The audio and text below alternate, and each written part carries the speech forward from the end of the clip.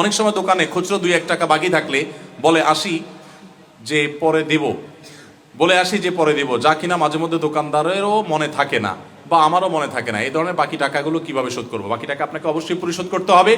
আপনি বাকি দেব বলে যদি ফাঁকি দেন তাহলে অবশ্যই আল্লাহ তাআলার কাছে জবাবদিহি করতে হবে। কোনো অবস্থাতেই আপনি এভাবে বলে আসতে পারেন না এবং সেটাকে পরবর্তীতে ছাড় দিতে পারেন না। দেখুন, নবী করিম সাল্লাল্লাহু আলাইহি সাল্লাম বলেছেন, কিয়ামতের ময়দানে আমরা যদি একটা পয়সাও কারোর মেরে থাকি, সে পাওনাদার কিন্তু হাজির হয়ে যাবে।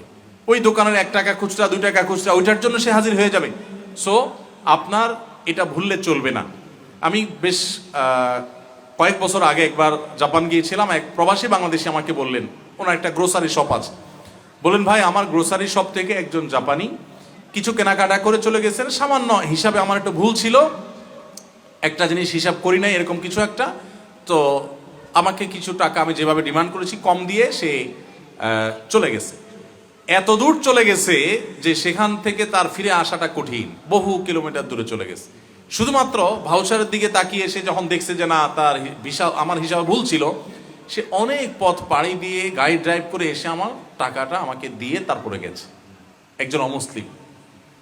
তো আপনি তো মুসলমান, আপনি তো বিশ্বাস করেন আল্লাহর সামনে আপনাকে দাঁড়াতে হবে। দুঃখজনক যে আমরা শুধু নামে মুসলমান, গায়ে গতরে মুসলমান, আমাদের আচার আচরণে, আমাদের কাজে কর্মে, লেনদেনে আমরা মুসলমানের পরিচয় দিতে পারি না। সেটা না দিলে আপনি কখনো খাঁটি মুসলমান হওয়ার সুযোগ নেই।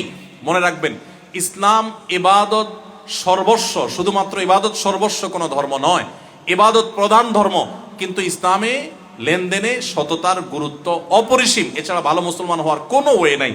বিধায় আপনার এই 1 টাকা 2 টাকা দোকানদারে সেটাও হিসাব রাখতে হবে, আল্লাহর কাছে দাঁড়াতে হবে, সেই ভয় থেকে আপনি লিখে রাখবেন এবং হিসাব সংরক্ষণ করবেন। নফসের উপর নিয়ন্ত্রণের জন্য কি করা প্রয়োজন এবং বিয়ের ক্ষেত্রে কি কি বৈশিষ্ট্যকে প্রাধান্য দিতে হবে? নফসের বা নিজের প্রবৃত্তির উপর নিয়ন্ত্রণের জন্য সবচেয়ে বেশি ইম্পর্টেন্ট হলো ভালো মানুষের সান্নিধ্য অর্জন করা। আপনারা বিশেষ করে প্রতিকূল পরিবেশে, যেখানে ইমানের উপরে নেকামের উপর টিকে থাকা কঠিন হয়, সেখানে খুঁজে খুঁজে আপনাদের স্যারদের মধ্যে, আপনাদের স্টুডেন্টদের মধ্যে, এমনকি বাইরে আপনার নিজস্ব আঙ্গিনাতে যে মানুষগুলো ভালো আল্লাহভীরু, তাদের সাথে উঠা বসা, তাদেরকে সঙ্গী হিসাবে গ্রহণ করা, বন্ধু হিসাবে গ্রহণ করা, একটা সার্কেল মেনটেন করা, এটার মাধ্যমে আপনি ভালো মানুষ হতে পারবেন এবং আপনার নফসকে নিয়ন্ত্রণ করতে পারবেন।